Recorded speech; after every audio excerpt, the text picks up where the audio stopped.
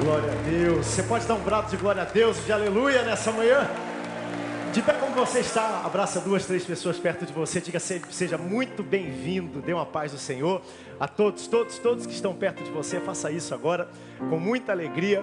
Seja bem-vindo à segunda celebração desse domingo, a segunda de 4, nós estaremos daqui a pouco juntos às 17h30 e às 19 horas, mas nós convidamos todos vocês a estarem conosco. Vê para mim o material que ficou aqui em cima, por favor, a Bíblia, o lenço, o lenço também, por favor, todos vocês. De pé como você está, nós estamos numa jornada e estudando o livro de 1 Coríntios. Quantos estão recebendo algo de Deus ao longo dessa série de estudos? Tem um brado de glória a Deus bem forte, coisa linda, né? Eu quero convidar você a conhecer um pouco de tudo. Pode tirar aqui esse vaso, encostar bem, por favor, tá bom? Convidar você a adquirir o nosso material, todo ele já está disponível. Nós estamos hoje desembarcando exatamente na metade dessa revista fantástica. E nós temos todo o material para adultos, adolescentes, crianças. Nosso objetivo sempre foi e será que toda família estude a Bíblia sistematicamente, livro por livro, capítulo por capítulo, versículo por versículo. E uma das grandes visões que Deus deu a essa igreja é que toda família estuda o mesmo capítulo. Então quando você chegar em casa, seu filho de 1 ano de idade, 2 anos de idade, está estudando hoje 1 Coríntios capítulo 9. Então nós vamos poder juntos compartilhar no momento da mesa, a família discipulando a família edificando a família. Isso não tem preço. Então quero convidar você, nós temos todo o material, está disponível lá embaixo, você pode passar e adquirir. E para quem está aqui hoje pela primeira vez, o culto de domingo de manhã é um culto normal, como qualquer um outro nessa igreja. Esse é o segundo dessa manhã, nós tivemos um às 7h30. Mas a diferença desse culto para o culto da noite é que de manhã você já sabe de antemão tudo que você vai estudar ao longo do ano. Dê uma olhadinha de onde nós estamos vindo, para onde nós estamos indo, para você já se localizar tudo que vai ser estudado. Se o Senhor Jesus não voltar antes, nós vamos fechar esse ano batendo no peito e dizendo que 6 livros completos da Bíblia foram estudados, copiados e ministrados, capítulo por capítulo, versículo por versículo, domingo de manhã. Nós já estudamos Juízes, Ruth, estamos estudando agora 1 Coríntios, é o terceiro livro, estamos na metade deles. Vamos estudar 1 Samuel, 2 Samuel e Lucas. Você pode dar um brado de glória a Deus bem forte por isso? Gente, 6 livros completos da Bíblia. Que segurança a nossa igreja tem. Um dia, você que é líder, vamos comparecer perante Deus para prestar conta do nosso ministério, da nossa vocação. E nós sabemos que o que edifica o povo é a palavra. O que liberta o povo é a palavra de Deus. Claro que tudo isso, gente, tudo bem feito com excelência, louvor, aparência, tudo isso é importante, mas o mais importante aqui chama-se palavra de Deus. E a gente ter esse conforto e esse consolo de que nós estamos edificando nossa vida pela palavra, isso não tem preço. Então, eu quero desafiar você. Vou pedir a Boas Novas que filme. Olha como está cheia a casa. Esteja sempre aqui domingo de manhã. Se eu pudesse recomendar para você um culto para você estar, é o culto da família com escola dominical. Esse culto é o culto mais importante dessa igreja. E eu desafio você a estar conosco, tá bom? Adquirir todo esse material, é um material especial e nós cuidamos disso e zelamos disso com muito carinho. Hoje nós vamos dar uma olhadinha no livro, na lição de número 7, 1 Coríntios, capítulo de número 9. Nosso estudo de hoje tem por tema Paulo, exemplo de liberdade. Nossa leitura vai se dar em 1 Coríntios capítulo 9, então eu convido você nesse momento a abrir a sua Bíblia em 1 Coríntios capítulo 9. Nós vamos fazer aqui a leitura de parte desse capítulo, não o capítulo todo. Nós geralmente lemos o capítulo inteirinho, mas hoje nós vamos abrir mão de ler 10 versículos do capítulo 9. Vamos começar do versículo 11 em diante, tá bom? Mas praticamente toda a essência desse capítulo se encontra aqui nessa porção. Nossa verdade prática hoje diz: o compromisso com o Evangelho é maior do que qualquer direito pessoal. Nós estamos estudando aqui capítulo 8, capítulo 10 e agora o capítulo 9, que fica no meio, fala essencialmente disso, até onde vai o nosso direito pessoal e a nossa liberdade cristã. E o nosso texto áureo hoje se encontra em 1 Coríntios capítulo 9, versículo 22. Vou pedir que você leia bem forte. 1, 2, 3. Fiz-me fraco para com os fracos, com o fim de ganhar os fracos. Fiz-me tudo para com todos, com o fim de, por todos os modos, salvar alguns. Texto conhecido, né? A gente vai olhar agora o contexto. De onde é que sai essa afirmação feita pelo apóstolo Paulo? Todo mundo, 1 Coríntios capítulo 9, identificou aí, versículo 11. Já localizou? Vou ler o versículo 11, você leu 12 e nós vamos intercalando. Se nós vos semeamos as coisas espirituais, será muito recolhermos de vós bens materiais? Se outros participam desse direito sobre vós, não temos nós em maior medida. Entretanto, não usamos desse direito. Antes suportamos tudo, para não criarmos qualquer obstáculo ao Evangelho de Cristo. Não sabeis vós que os que prestam serviços sagrados do próprio templo se alimentam? E quem serve o altar, do altar tira o seu sustento? Assim ordenou também o Senhor aos que pregam o Evangelho, que vivam do Evangelho. Eu, porém, não me tenho servido de nenhuma dessas coisas, e não escrevo isso para que assim se faça comigo, porque melhor me fora morrer antes que alguém me anule esta glória. Se anuncio o Evangelho, não tenho de me gloriar, pois sobre mim pesa esta obrigação, porque ai de mim se não pregar o Evangelho. Se o faço de livre vontade, tenho galardão, mas se constrangido, é então a responsabilidade de dispenseiro que me está confiada. Nesse caso, qual é o meu galardão? É que evangelizando, proponha de graça o Evangelho, para não me valer do direito que ele me dá. Porque sendo livre de todos, fiz-me escravo de todos, a fim de ganhar o maior número possível. Procedi para com os judeus como judeu, a fim de ganhar os judeus. Para os que vivem sob o regime da lei, como se eu mesmo assim vivesse, para ganhar os que vivem debaixo da lei, embora não esteja eu debaixo da lei. Aos sem lei, como se eu mesmo fosse, não estando sem lei para com Deus, mas debaixo da lei de Cristo, para ganhar os que vivem fora do regime da lei. Fiz-me fraco para com os fracos, com o fim de ganhar os fracos. Fiz-me tudo para com todos, com o fim de, por todos os modos, salvar alguns. Tudo faço por causa do Evangelho, com o fim de me tornar cooperador com ele. Não sabeis vós que os que correm no estádio, todos na verdade correm, mas um só leva o prêmio? Correis de tal maneira que o alcanceis. Todo atleta em tudo se domina, aqueles para alcançar uma coroa corruptível, nós, porém, a incorruptível. Assim corro também eu, não sem meta, assim luto, não como desferindo golpes no ar. Vamos ler juntos, versículo 27. Mas esmurro o meu corpo e o reduzo à escravidão, para que, tendo pregado a outros, não venha eu mesmo a ser desqualificado. Pai, nós te louvamos pela tua palavra, Senhor. A primazia nesse lugar é da tua palavra, Pai. Nós queremos te pedir agora, toda interferência, seja ela de ordem espiritual, preocupação, seja o que for, Senhor, esteja cativa agora a essa voz, a tua palavra. Que possamos sair daqui desse lugar dizendo verdadeiramente ouvimos a tua voz. Que assim seja para nossa alegria e glória do teu nome. Assim nós te pedimos e te agradecemos em nome de Jesus. Amém e amém. Tome seu assento, corpo sentado, mas a alma de pé.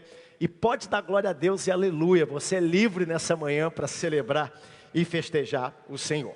Gente, recapitulando, nós estamos lendo uma das cartas mais práticas, mais diretas que a Bíblia tem. A gente acaba descobrindo que igreja em certo aspecto é tudo igual, só muda o tempo e o endereço. Que os desafios que Paulo teve que corrigir na igreja de Corinto são muito parecidos com alguns desafios que nós temos aqui hoje. Do capítulo 1 até o capítulo 6, nós temos uma série de demandas que foram levadas à ciência de Paulo, pelos da casa de Chloe. Nós lemos no primeiro capítulo e nós já passamos aqui por vários temas. Começamos no capítulo 1 falando sobre problemas na igreja, vimos divisões, facções, não é toda a igreja em Corinto, é importante dizer isso. Alguns irmãos daquela igreja gostavam de dividir, de separar, sectariar o corpo de Cristo. No capítulo 2 nós vimos a mensagem, o teor, a relevância dessa mensagem. Quando vim ter convosco, não preguei outro evangelho senão a Cristo e Cristo crucificado. E aí nós começamos a olhar capítulo 3 para frente, capítulo 4, o obreiro. Quem é o obreiro? Quem é a pessoa que Deus escolhe para servir? Vimos as analogias que Paulo usa, do dispenseiro, acessa a dispensa, do ministro, aquele que rema, aquele que não é visto, mas que faz o barco andar, que leva do ponto aonde ele está até o destino, assim como nós levamos a igreja da terra até o céu. Começamos a ver, capítulo 5 e 6, alguns problemas, imoralidade que havia na igreja, litígios, irmãos indo à justiça um contra o outro dentro da igreja. Do capítulo 7 para frente, nós temos agora Paulo respondendo perguntas. Aparentemente, os irmãos de Corinto mandaram uma carta também para Paulo, não questionando, mas perguntando Paulo sobre algumas coisas, principalmente acerca do casamento. Pastor Samuel ministrou capítulo 7 sobre isso. Capítulo 8 e 10, eu ministrei semana passada. E o capítulo 8 e o capítulo 10 são capítulos interessantes porque eles têm uma aplicação muito prática. O capítulo que eu vou ministrar hoje fica bem no meio, capítulo 9. Parece que há uma interrupção no que o capítulo 10, 8 e o capítulo 10 ministram. Mas a gente vai perceber que o capítulo 9, ele é um embasamento na vida prática. Enquanto o capítulo 8 e o 10 falam de carne sacrificada a ídolos, o que naquela época era uma questão de divisão, de problema, era um ponto sensível para a igreja naquela época, o capítulo 9, bem no meio, Paulo vai usar a sua própria vida como exemplo. Paulo vai mostrar que é possível você abrir mão de liberdades individuais, de direitos que você tem individualmente, para que a igreja caminhe em paz, para que o evangelho seja pregado, para que a gente possa ter o maior número possível de pessoas vivendo, convivendo juntos. E a gente vai olhar agora Paulo olhando para a sua própria vida, Paulo abrindo o coração, Paulo contando a sua própria história, uma pessoa fantástica. Eu tenho muito prazer em pregar sobre isso. E Paulo fala no capítulo 8 e 10, eu não quero falar muito do que eu trouxe semana passada, mas é impossível falar do 9 sem o capítulo 8 e o capítulo 10. Paulo vai mostrar para mim e para você que tem coisas que não se resolvem pela lógica. Tem coisas no corpo de Cristo que só se resolvem pelo amor e pelo tempo. São aqueles pontos que não são 100% certos, 100% errados. Atenção! Não estou aqui falando de relativismo, estou falando de questões que em tempos diferentes, locais diferentes, com uma maturidade diferente, com uma vivência cristã diferente, são aceitáveis em um lugar, não são aceitáveis em outros lugares. São aquelas questões que não são essenciais da fé, mas a gente não consegue cravar o ponto, a gente não consegue bater o martelo, ter um consenso geral em relação a esses assuntos. E Paulo vai trazer agora alguns desses pontos que são sensíveis para a fé da igreja naquela época e também, de certa maneira, por princípio e propósito, para a igreja nos dias de hoje. No capítulo 8 e no capítulo 10, o tema sensível é: podemos ou não podemos comer carne sacrificada para ídolos? Quantos estiveram aqui ou assistiram pela televisão essa ministração? Dê um amém bem forte para a gente entender aqui, ok? Então a gente sabe, era uma carne mais barata, 1/3 da carne do templo sobrava. Essa carne era mais barata, era vendida e oferecida, não só mais barata, mas era a melhor carne que se tinha, porque via de regra, a carne oferecida no templo era a melhor carne, do melhor animal, o animal perfeito, sem máculas. Então agora nós temos a melhor carne, mais barata, carne que fora sacrificada a ídolos no templo, parando na mesa dos irmãos da igreja, sendo vendida no mercado. Essa carne estava no templo, estava nas cerimônias, nas festas, e isso causava muito questionamento na igreja de Corinto. Então, para eles, esse era o principal problema do capítulo 8 e do capítulo 10. E Paulo fala, não de comida, mas Paulo responde essa questão falando de amor. de compreensão, de se abrir mão de direitos. Assim como hoje, nós temos ainda alguns pontos que para mim e para você são sensíveis. Eu rapidamente pincelei aqui na última lição, por exemplo, a questão de comunicação.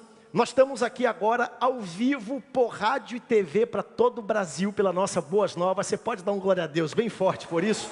Mas houve um tempo onde assistir televisão e ter televisão não era recomendável, né?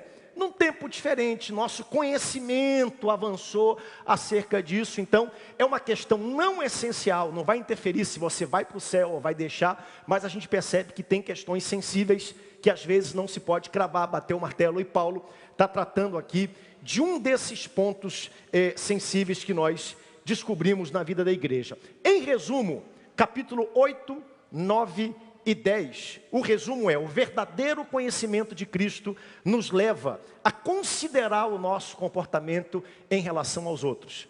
Quem ama Cristo de verdade é transformado por Cristo, tem preocupação com os outros. E você acaba descobrindo que essa preocupação deve prevalecer até em frente a direitos pessoais. E a coisas que você pode, deveria, são justas você fazer e participar, mas você não faz para que a igreja ande em união. É por isso que no capítulo 8, coloca para mim, 8 versículo 13, Paulo termina o capítulo 8, a última ministração, com a seguinte afirmação. E é uma afirmação, gente, muito poderosa. Por isso, se a comida serve de escândalo ao meu irmão, eu não comerei mais açaí. Olha só. Já pensou? Por isso, se a comida servir de escândalo para o meu irmão, eu não vou comer mais carne para que eu não venha a escandalizá-lo. Paulo vai mostrar agora que é possível se abrir mão de direitos.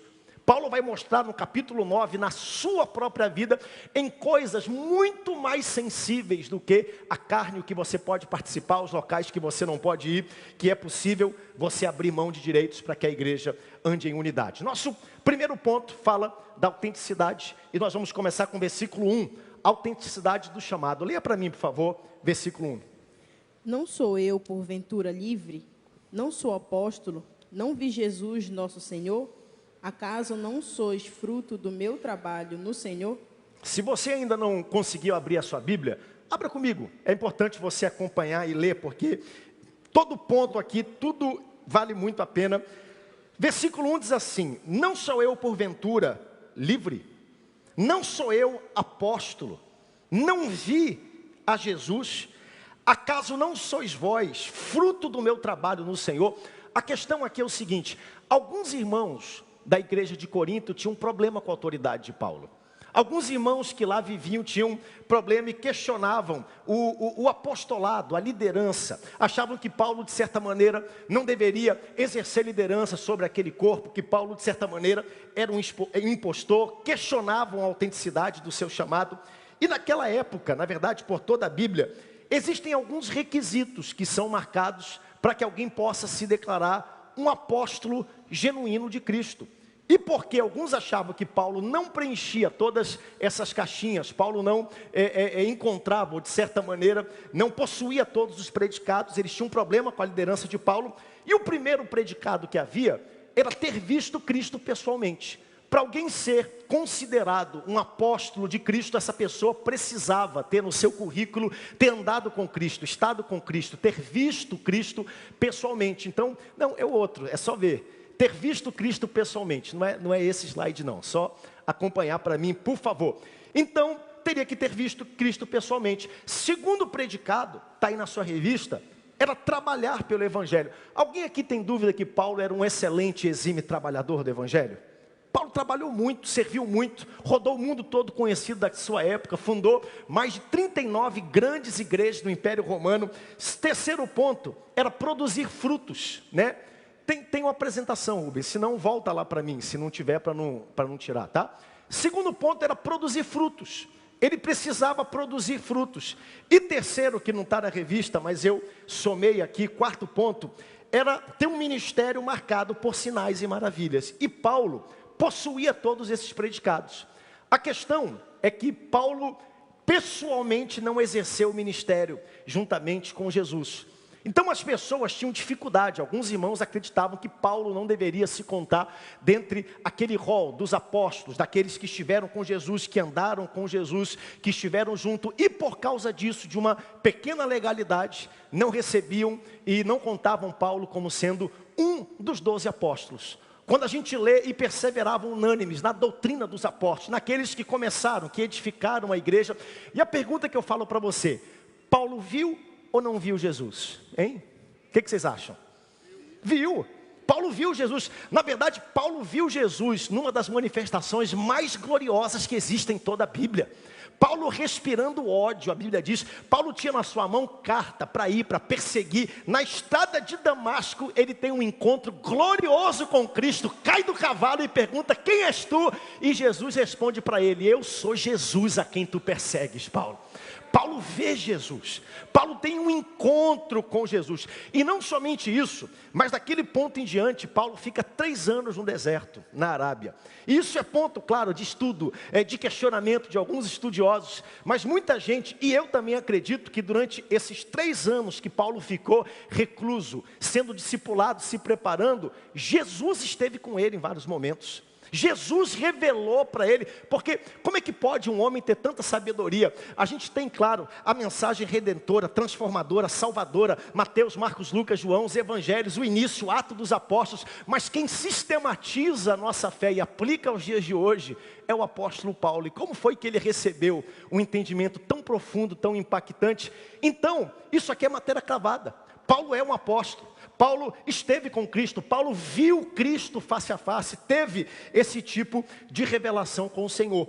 O que me leva a uma segunda pergunta que não está na revista, mas hoje eu quero abrir um hiato em relação a isso. Eu pergunto para você, apóstolos existem hoje, sim ou não? Não é pegadinha não, quero ouvir sua voz, hein? Pode responder. Não vai acontecer nada, tá? Não vai abrir um buraco, você não vai sair aí. Apóstolos existem hoje, sim ou não? Sim e não, as duas coisas. Do ponto de vista, no estrito senso, daqueles que andaram com Jesus, estiveram ali com Jesus, nós temos os 12, são aqueles, ponto, são aqueles que vão julgar o mundo com Cristo, que vão governar no milênio. Isso aqui está fechado. Agora, do ponto de vista funcional, de função, de propósito, de chamado, de impacto aqui na terra, até hoje Deus levanta e usa apóstolos para edificar o seu reino aqui na terra. Até hoje, do ponto de vista funcional, isso continua acontecendo. No Novo Testamento, a palavra apóstolo é mencionada 75 vezes, não só se referindo aos 12 e ao próprio apóstolo Paulo. Nós temos essa referência sendo feita a Barnabé, ao próprio Timóteo, que depois vai para Corinto ajudar e servir aquela igreja. Nós temos em Romanos capítulo 16, Andrônicos, Júnias, tantos outros que foram feitos, pessoas que não viram, pessoas que não andaram naquele primeiro momento com Jesus, mas que são apóstolos, cumpriram o chamado de Cristo aqui na terra. Então isso aqui fica muito claro aqui nesse texto, quando a gente observa a história. Questionavam a validade, questionavam a autenticidade, o chamado, o apostolado de Paulo. E quando a gente olha para o livro de Corinto, qualquer um podia questionar o chamado e o apostolado de Paulo, menos a igreja em Corinto. Qual era a maior prova que Paulo era um apóstolo e que o seu chamado era um chamado autêntico? Eram eles mesmos. A vida da igreja em Corinto, o fato da igreja existir e estar lá, era a maior prova de que Paulo era um apóstolo chamado, vocacionado. Versículo 1 do capítulo 9, vou ler com você aqui na tela. Não sou eu porventura livre, Paulo está dizendo. Não sou eu apóstolo, não vi Jesus vosso Senhor. Atenção, acaso não sois vós fruto do meu trabalho no Senhor? Olha o que Paulo diz no versículo 2. Se não sou apóstolo para outros, não tem problema nenhum. Para outros, eu não estou nem correndo atrás, não estou me preocupando. Mas para vocês, certamente eu sou apóstolo, porque vocês são o selo do meu apostolado no Senhor. O fato de vocês estarem aqui, gente, a igreja cresceu, multiplicou, floresceu. Vocês estão tendo agora um relacionamento vibrante, poderoso com outras pessoas. É fruto, eu cheguei aqui, não tinha nada, o evangelho não era pregado, se tornou conhecido. Essa igreja está avançando, explodindo, cheia de dons. Isso aqui é selo do meu apostolado. É resultado. Se para outros eu não sou apóstolo, pouco me importa, mas para vocês eu sou, porque vocês são fruto do meu apostolado em Cristo. Paulo deixa isso muito claro. Em outros momentos Paulo diz, vocês estão muito cheios de mentores, de coisas por aí, mas está faltando pai, mas eu sou o pai espiritual de vocês, eu vos gerei em Cristo, o apóstolo Paulo diz no capítulo 4. Então aqui ele deixa muito claro de que ele, de fato, ele é apóstolo, né? O selo do apostolado, o selo era quando alguém mandava um título, uma carta, um documento, e a pessoa marcava, um rei colocava cera, colocava lá o seu logotipo, né, e selava, fechava aquele documento. E o selo, ele trazia autenticidade, oficializava, dava fé pública ao título que ele carregava. É o que Paulo está dizendo. Eu vim para cá, fiquei 18 meses com você. O nome de Cristo não era conhecido, não havia salvação, vida eterna, crescimento. Comecei o trabalho do zero. Hoje a igreja está grande, está florescendo, está abençoada. Essa é a maior prova do meu chamado e da minha vida com Cristo, porque vocês são o selo que oficializam o meu título de apóstolo aqui nesse lugar. Está dando para entender o que ele está dizendo aqui nesse texto? Só porque alguém tem o título e a carteirinha, não significa que seja. Mas porque alguém também não tem o título e a carteirinha, não significa que seja. Quem oficializa são os sinais, os frutos e a bênção do Senhor que está sobre a vida dessa pessoa. E Paulo era um homem extremamente abençoado. Como é que eu sei se alguém é evangelista? Pessoas são salvas? Como é que eu sei se alguém tem o selo, chamado para pastor? A igreja floresce, cresce, não é uma igreja perfeita, mas ela está triunfando a despeito das dificuldades. Como é que eu sei que alguém tem o chamado de mestre? Pessoas estão sendo alimentadas, tinham dúvidas na palavra, depois de ouvirem uma exposição, sanam essas dúvidas, e assim são os resultados. Quando a gente pergunta se apóstolos ainda existem nos dias de hoje, eu estou falando isso porque eu queria abrir um hiato hoje aqui na nossa administração. Tia Raquel, fique de pé, por favor, rapidamente, tá? Eu vou quebrar a ordem do culto. Essa aqui é a minha tia, né? Irmã gêmea da minha mãe, Raquel Santos. Eu quero apresentar, cadê a Boas Novas aqui? Correndo, mostra aqui, filma aqui pra gente na frente. Isso, perfeito, tá bom? Você pode dar um aplauso bem forte pela vida da tia Raquel? Fica de pé, mãe. Fica de pé com ela, tá bom? Minha tia está nos visitando, passando alguns dias com a gente, né? Ela e minha mãe são bem parecidas, são gêmeas bivitelinas, né? Baby, tu és bivitelina ou univitelina? Hein? Univitelina, então, bivitelinas, estão aqui, tá bom?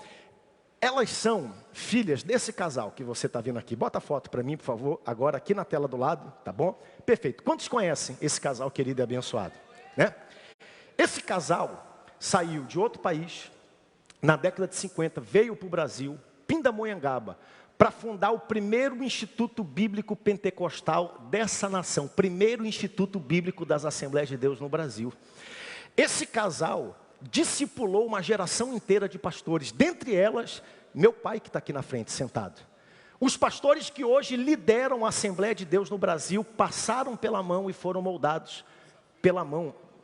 Oi? E terça-feira o pastor está dizendo que o pastor... Vocês conhecem o pastor Takayama, em lá do Paraná? Vai pregar lá no Centenário. Queremos convidar todos vocês a estarem lá. Que também é ex-ibadiano. Foi formado por eles uma geração inteira de pastores. Claro que vovô e a vovó nunca pediram o título de apóstolo. Nunca pediram a carteirinha. Não, eu quero ser chamado. Porque, amigo, não adianta ser chamado. Tem que ser reconhecido por Deus e pelas pessoas. Claro que os primeiros 12 ali, quais são os pré-requisitos para ser um apóstolo? Ter visto Jesus pessoalmente. Isso foi dado aos primeiros 12 que estiveram lá. Mas aos outros que andam, eu pergunto, coloca para mim aqui os requisitos, por favor, todos os 4. Equipe Daniel, corre aí para mim, por favor, para a gente colocar, tá bom? Não é esse não, é o outro, tem um outro, Perfeito, obrigado. Dê um aplauso bem forte à nossa equipe de mídia. Às vezes flui, às vezes não flui. Vamos lá. Ter visto a Cristo, não viram? Trabalhar pelo Evangelho. Coloca a foto deles aqui do lado. Trabalharam ou não trabalharam pelo Evangelho? Hein? Produzir frutos. Produziram ou não produziram frutos? Produziram. Sinais e maravilhas. Meu avô poderia ficar o dia todo contando para vocês como a mão de Deus agiu na vida deles para que eles cumprissem o chamado. Posso mostrar para vocês um outro par de jovens abençoados? Coloca aí a foto deles. Conhecem esses dois? Tem o título de apóstolo? Não. Mas são apóstolos no ponto de vista funcional da palavra? Completamente. Nunca pediram o título, nunca. Agora eu pergunto para vocês, viram a Cristo pessoalmente? Talvez, porque tem algumas experiências que eles tiveram. Segundo, trabalharam pelo Evangelho? Está aqui o fruto do apostolado deles. Está aqui o fruto do apostolado deles. Está aqui você fruto dessa história, desse legado que está aqui. Produziram frutos, claro, sinais e maravilhas. Paulo está dizendo, o simples fato de vocês estarem aqui, isso é o selo e a prova do meu apostolado. Pastor Samuel, meu pai, nosso pastor, nós somos fruto do apostolado dele.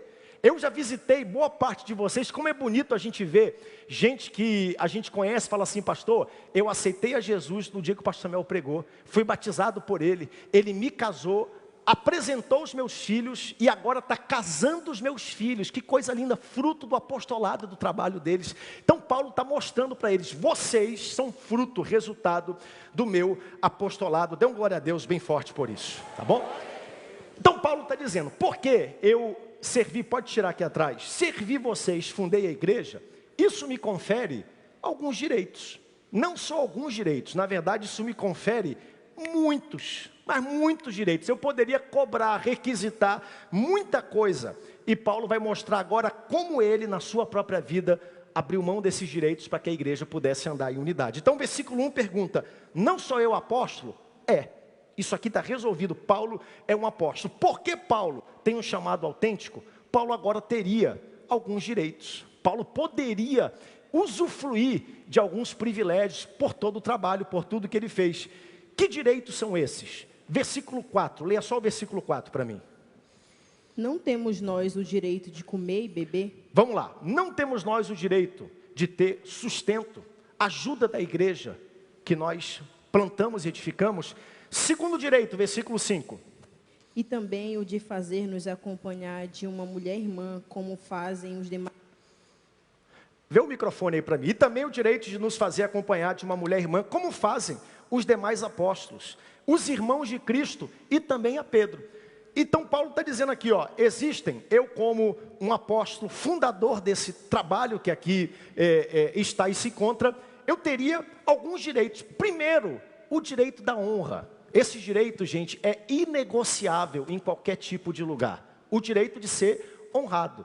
Segundo, ele coloca aqui, no versículo 4, o direito de ter o sustento, de usufruir do sustento da igreja. E o segundo, o direito de levar consigo esposa. E essa esposa, juntamente com ele, ser mantida também, como faziam os outros discípulos que viajavam, que levavam os irmãos de Jesus. E nesse caso ele menciona pessoalmente aqui o apóstolo Pedro. Paulo aqui está usando de sarcasmo. Versículo 6 ele diz, ou somente eu e Barnabé que não temos que deixar de trabalhar. Né? Igual ele faz no capítulo 4, vocês já estão reinando sem nós, vocês já estão com Jesus, vocês já estão perfeitos. Paulo está usando o sarcasmo aqui. E no capítulo 18 de Atos capítulo 18, versículo 1 e 4, eu queria rapidinho passar com você por lá. A gente vai descobrir um pouco de como se deu a implantação da igreja em Corinto, como e quando. O livro de Atos dos Apóstolos, na sua segunda parte, ele menciona muito da vida do apóstolo Paulo. E olha só o contexto que se deu, a plantação por Paulo da igreja em Corinto. Depois disso, deixando Paulo, Atenas partiu para onde? O que está escrito aí? Corinto. Versículo 2. Lá encontrou certo judeu chamado Áquila, natural de Ponto, recentemente chegado de judeus e da Itália, com Priscila, sua mulher, em vista de ter Cláudio decretado que todos os judeus se retirassem de Roma. Ou seja, o imperador mandou todos os judeus saírem de Roma. Esse casal foi para Corinto. Quando Paulo chega lá, ele conhece Áquila e Priscila. Versículo 3. E posto que eram do mesmo ofício, passou a morar com eles. E ali Paulo fazia o quê? Trabalhava. Né? Pois a profissão deles era fazer tendas. Então Paulo tinha uma profissão. Paulo era construtor de tendas. Versículo 4. E todos os sábados discorria na sinagoga, persuadindo tanto os judeus como os gregos. Então Paulo trabalhava ao longo da semana. No sábado ele ia pregar na sinagoga para judeus e para gregos. Então Paulo vai apresentar aqui alguns direitos que ele com certeza tinham e esses direitos não são questionados. O primeiro direito que Paulo tinha era o direito de suporte da igreja. Tá bom? Pode tirar aqui a tela do fundo. Direito de suporte da igreja. Paulo, se quisesse, ele talvez não precisaria trabalhar, caso o trabalho tomasse todo o tempo e todo o potencial ao ponto que ele não pudesse agora servir o evangelho. Mas a gente percebe que em Corinto, Paulo abriu mão disso. Paulo não requereu esse direito que talvez ele tivesse. No versículo 4 ele diz: não temos nós o direito de comer e de beber. Segundo direito que Paulo levanta aqui, está no versículo 5. Ele diz: não teria eu o direito de me fazer acompanhado da minha esposa? Porque outros faziam também. Isso, gente, é normal, é justificável. Pedro, quando pregava, levava consigo a sua esposa. E a gente sabe que Pedro era casado, porque Jesus fez o que com a sogra de Pedro? Ele não matou, ele curou. Curou a sogra de Pedro. Então Pedro tinha uma esposa e Pedro levava a esposa juntamente com ele por onde tinha. Então Paulo tinha o direito do suporte, tinha o direito também de levar isso. Só que o interessante é que Paulo abre mão.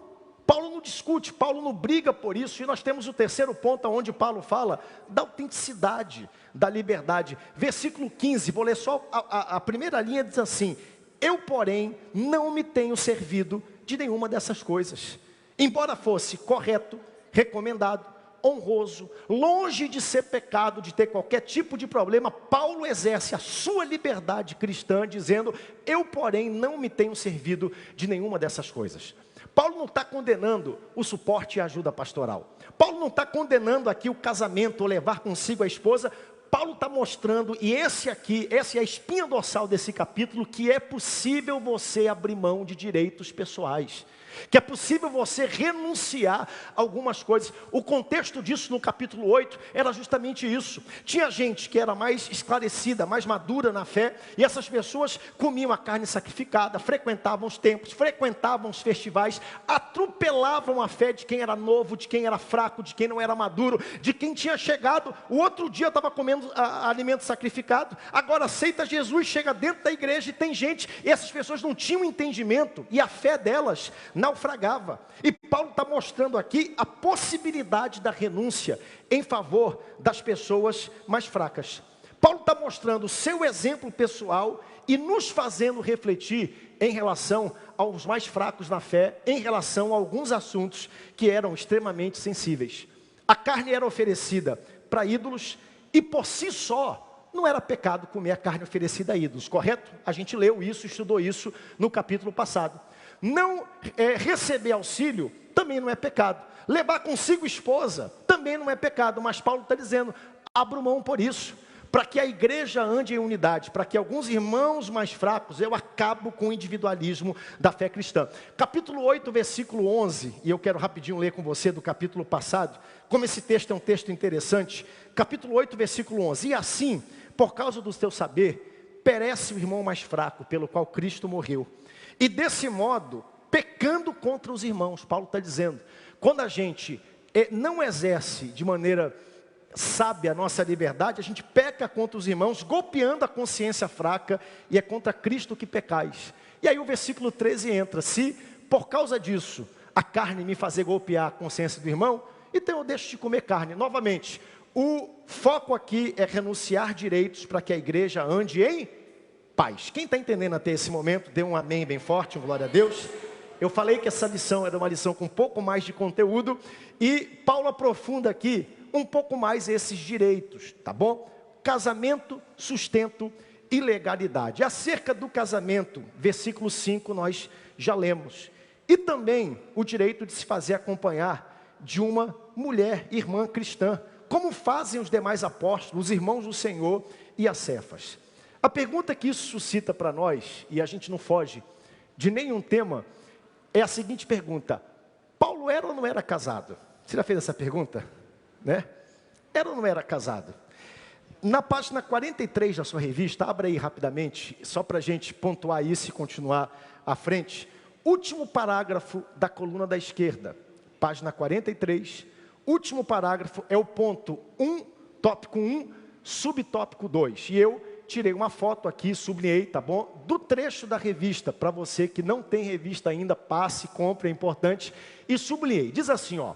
Se Paulo havia sido casado em alguma época, é difícil de determinar. Não há nenhuma indicação direta acerca disso. Mas à vista do seu conhecimento da vida de casado, capítulo 7, papai falou sobre isso aqui, né? Quando eles disseram, bom, se nós estamos numa sociedade pagã, onde a sexualidade é muito exacerbada, então não é bom chegar perto de mulher. Alguns jogam para o outro lado, e Paulo fala sobre isso com muita sabedoria. Então, visto o seu conhecimento da vida de casado, é plausível supor que ele já havia sido casado. Os estudiosos que assim pensam sugerem que ele poderia ser, primeiro, viúvo, ou mesmo ter sido abandonado pela sua esposa em razão da sua conversão. Primeiro, a esposa faleceu e Paulo decidiu continuar solteiro, viúvo, para pregar o evangelho. Ou segundo, devido ao peso do seu chamado, a esposa foi embora. O que também é plausível, porque Paulo foi apedrejado, participou de vários naufrágios, teve que sair fugido porque queriam matar de todas as cidades. Imagina só, arrastando mulher, mudança, tudo isso. Em algum momento o chamado dele pode ter ficado muito pesado, ou a sua própria conversão, porque ela não aceitava, e abandonou Paulo, e Paulo continuou solteiro para cumprir o chamado de Cristo. Quem está entendendo, dê um amém bem forte rapidamente, tá bom? Então Paulo está falando sobre isso, a autenticidade, do direito que ele tem de ser casado.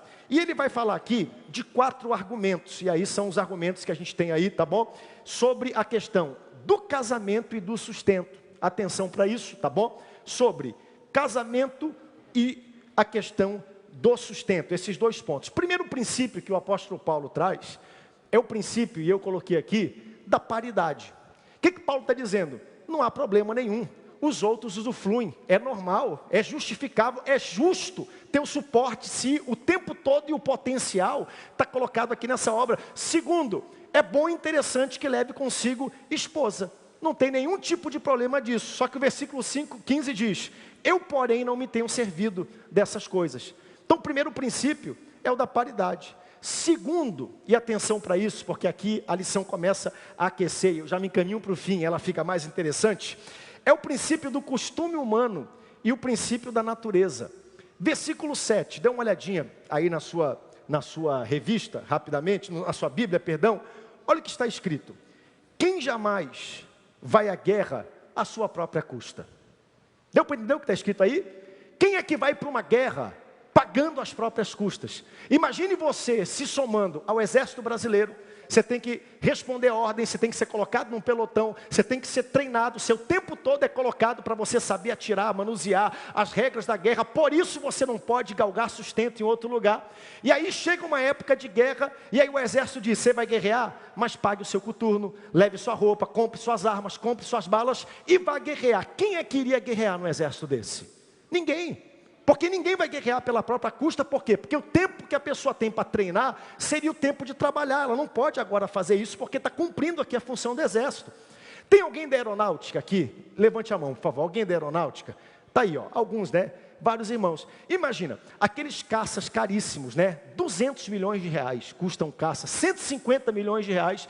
Imagine só, chega a época da guerra, você se apresenta para defender o Brasil, aí o brigadeiro da aeronáutica pergunta, você trouxe seu caça de 150 milhões de reais para poder pelejar e poder defender o seu país? Você que é policial militar, né? Você tem que comprar o carro, comprar a viatura, você tem que treinar tudo, você tem que fazer isso correndo o risco de morrer, de lutar com bandido, de ser esfaqueado, de ser assassinado. É isso que ele está dizendo aqui. Isso é providenciado pelo Estado, pela União, pelo Exército, pela aeronáutica, né? Então quem é que vai à guerra às próprias custas? Segunda parte do versículo 7. Quem é que planta a vinha e não come do seu fruto? Quem apacenta o rebanho e não se alimenta desse rebanho? Então Paulo está usando aqui analogias, pode deixar aqui no fundo para mim, da própria natureza, do próprio costume humano. O primeiro é a paridade, né? Os outros fazem como se fosse uma comparação, é normal e recomendável. Segundo, o testemunho da natureza. Agora o terceiro, está aqui nesse ponto, legalidade, tá bom? Que é o versículo 9. Paulo está dizendo, é justo porque a lei ensina que seja assim. Versículo 9. Pode ler para mim o versículo 9, por favor. Porque na lei de Moisés está escrito, Não atarás a boca ao boi quando pisar o trigo? Acaso é com bois que Deus se preocupa? Paulo aqui está fazendo menção de Deuteronômio capítulo 25. Não atarás a boca do boi enquanto ele debulha. O boi, ele movia a pedra na eira para poder quebrar o trigo e separar a semente do trigo. Então aquele boi estava trabalhando, ou simplesmente quando a gente vê a eira que a pessoa pegava, jogava para cima e separava lá o floco do grão, tudo, o boi ficava andando em cima do trigo e ele andando, pisava, o trigo era quebrado. O que a lei de Moisés dizia? Você não pode amarrar a boca do boi enquanto o boi lhe ajuda. Você não pode impedir o boi de comer um pouquinho daquele trigo, por quê? Porque o boi está trabalhando para você, está servindo você, é dali que ele tira a força, é dali que ele vai continuar moendo o trigo para você. Então não se pode atar a boca do boi enquanto ele debulha. A lei de Moisés dizia isso, era proibido, era considerado injusto você não deixar o animalzinho comer, enquanto o animal está ajudando você a cumprir aquela missão. Então ele apresenta alguns princípios aqui interessantes para o povo, o princípio da paridade, o princípio da natureza, tudo o que acontece, e Paulo vai mostrando para eles aqui, que tudo isso é justificável. E ele pergunta no fim do capítulo, do versículo 9, acaso é com bois que ele se preocupa? Boi lê? Boi conhece a lei? E aí ele pergunta no versículo 10, coloca na tela para mim, ou é seguramente por nós que ele está dizendo, né? E aí ele continua dizendo, certo é por nós que está escrito. Então quando a Bíblia diz isso, não está dizendo em relação ao boi, está usando o boi como uma figura de linguagem para dizer em relação a cada um de nós. Então, em resumo, se é verdade para o soldado, para o agricultor, para o pastor de gados, para o boi que debulha, quanto mais isso é verdade na obra de Deus, que o trabalhador viva do seu salário. Então ele está mostrando aqui a legalidade do sustento. A própria lei de Moisés falava acerca disso. Versículo 10, parte B. Pois quem lavra, cumpre fazê-lo na esperança. Quem pisa o trigo faz na esperança de receber o que lhe é devido. Versículo 11. Se nós vos semeamos coisas espirituais, será muito recolhermos de vós bens materiais? Se nós servimos espiritualmente, é algo longe demais, inconcebível demais, a gente poder ter algum pequeno recurso e retorno material. Romanos capítulo 15, versículo 25, Paulo fala do mesmo princípio. Preste muita atenção, olha o que acontece em Romanos 15, 25. Tem alguém aí me ouvindo? Dê um amém bem forte. Tá? Isso aqui é Bíblia, e esse é um capítulo que é importante a gente ir destrinchando ele. Olha só, Paulo fala desse mesmo princípio em relação à igreja em Jerusalém. Mas agora estou de partida para Jerusalém a serviço dos santos. Presta atenção. Porque aprove a Macedônia e a Acaia levantar uma coleta, uma oferta, um benefício para os pobres e os santos que vivem em Jerusalém. Versículo 27. Isto lhes pareceu bem, o mesmo lhes são devedores. Porque se os gentios têm sido participantes dos valores espirituais dos judeus, devem também servi-los com bens materiais. O que Paulo está dizendo? Os judeus em Jerusalém, eles não são donos da revelação, eles não têm a revelação para si, mas veio através deles. E agora, os crentes da igreja mãe, lá em Jerusalém, estão passando dificuldade. Por quê? Porque lá eles são perseguidos. Lá quem serve a Cristo, testifica a ressurreição, não pode vender, não pode comprar, é perseguido. Então agora estão passando fome. Eles nos deram um dom, um presente espiritual. E nós aqui na Acaia da Macedônia, temos muitos bens materiais. Então nós vamos levantar uma oferta material e nós vamos servir a eles que são os nossos, que trouxeram esse legado de fé para nós.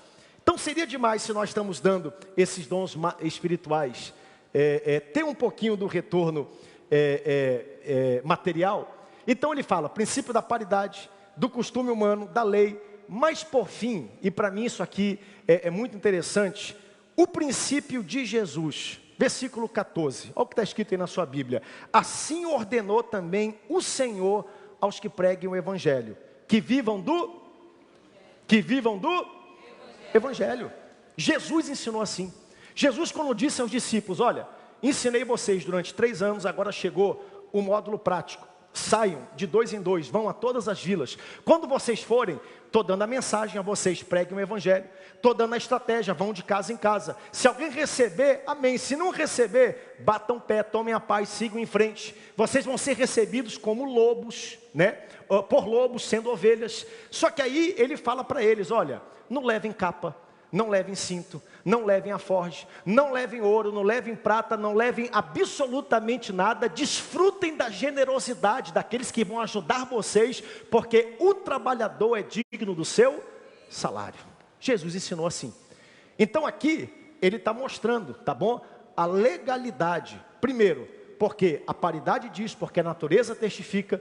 Segundo, porque a lei de Moisés ensina. Terceiro, porque Jesus ensinou que fosse feito dessa maneira.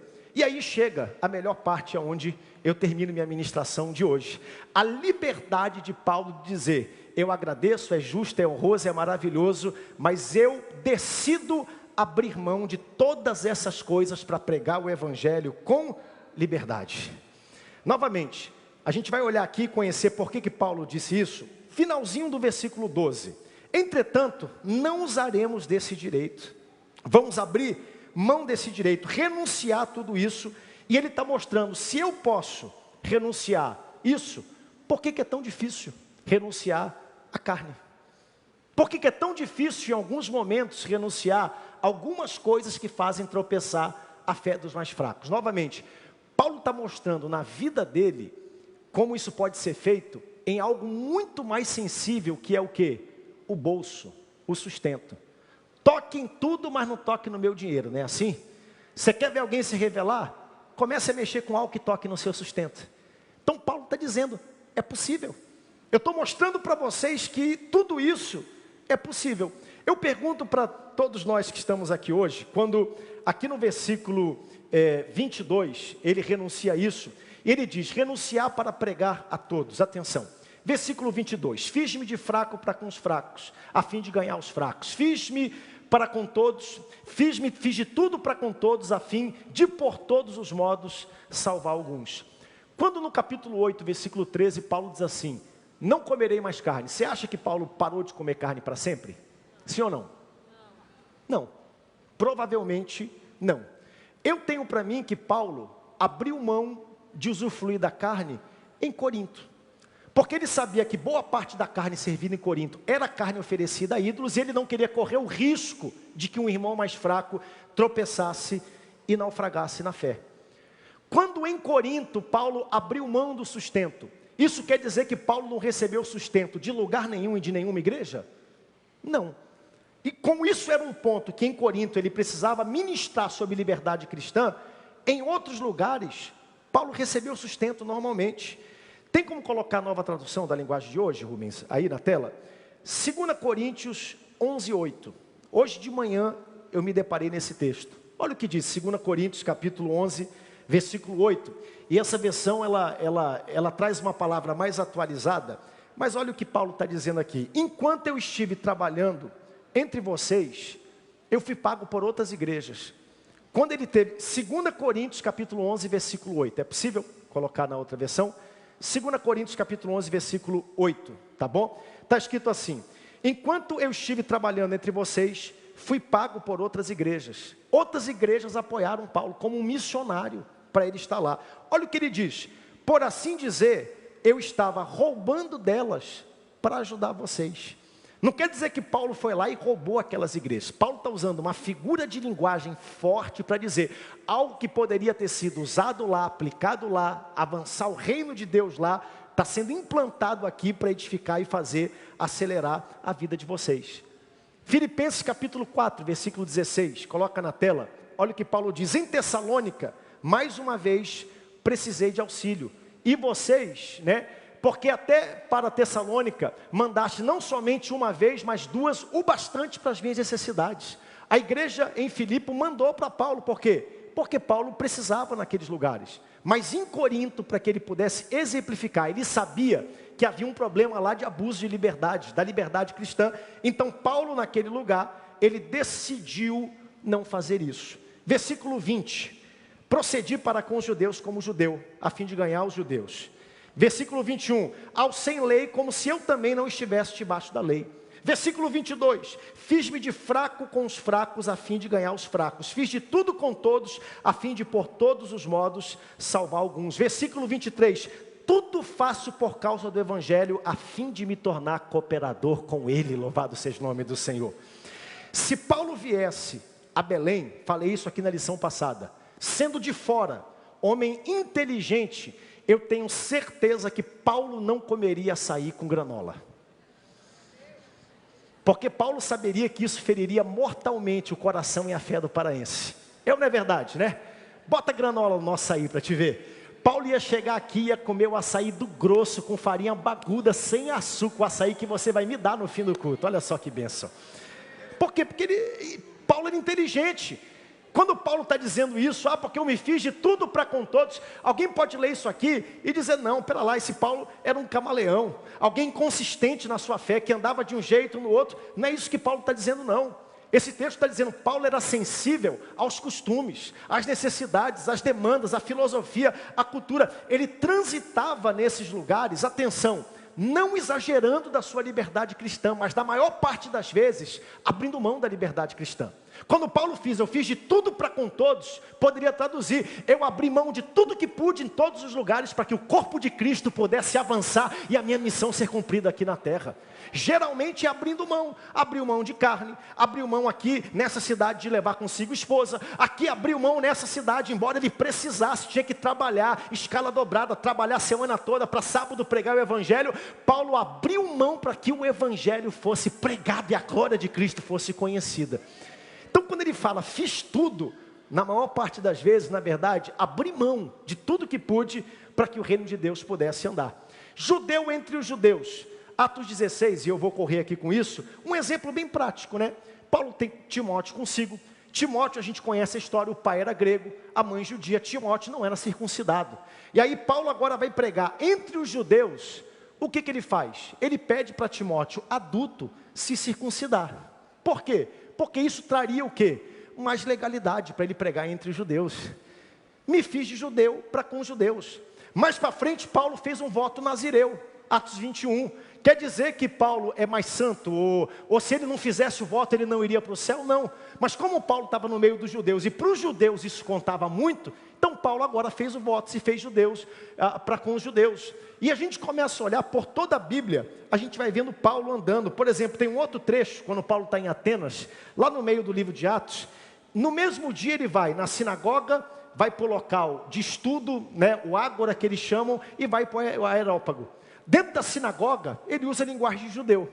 Dentro ali do ágora, do local onde os estudiosos haviam e tal, a cultura, ele começou a usar a sua inteligência, demonstrar a sua capacidade. Quando ele vai para o Areópago, que é o local onde os filósofos, onde os políticos se encontravam, como se fosse o congresso, ele usa, e ele até cita alguns filósofos. Ele diz, olha, como por eles nós vivemos, movemos, existimos, como os poetas de vocês dizem.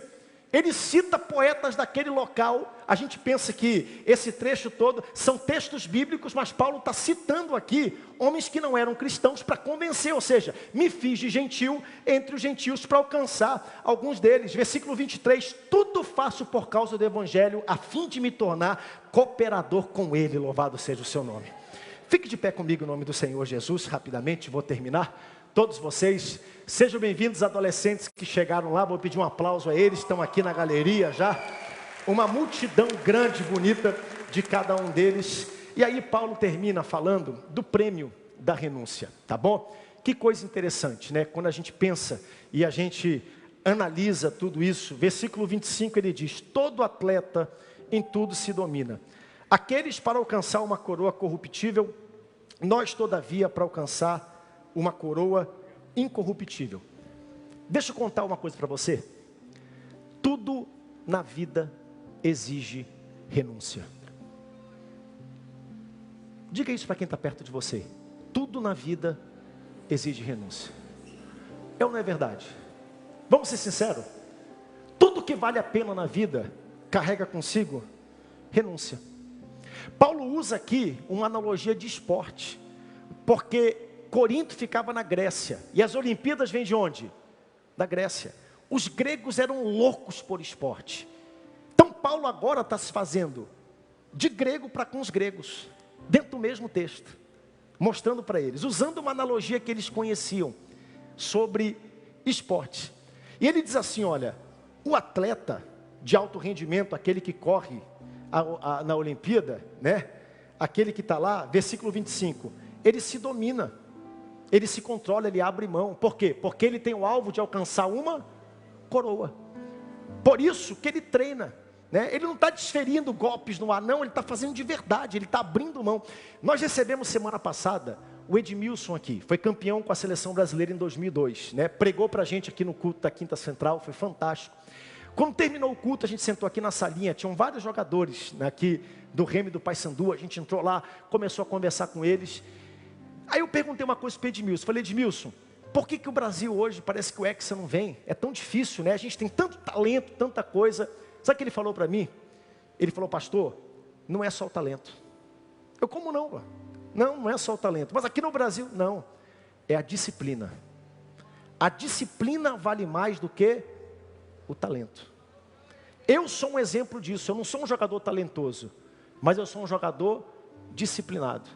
Treino mais do que todo mundo, cuido dos fundamentos mais do que todo mundo, cuido daquilo que eu como, o horário que eu vou dormir, porque eu sei que no campo a disciplina vale mais. O jogo hoje é só estatística, né? Passe completo, tudo aquilo. Eles começam a medir o jogador pelas estatísticas dele e não só pelo talento individual. E ele começou a falar, está cheio de gente que é talentoso, tem um dom fantástico, mas não tem disciplina. Está cheio de gente que não tem tanto dom, mas é disciplinado, e os disciplinados são aqueles que chegam lá. Para ter disciplina tem que se abrir mão. O atleta abre mão da Coca-Cola, abre mão do açaí todo dia. Você está disposto a abrir mão do açaí todo dia? Não está, né? Da farinha, do pirão, você não está disposto a fazer isso. Mas ele não pode. Ele tem que abrir mão, por quê? Porque ele está buscando uma coroa, ele está correndo, ele tem um alvo.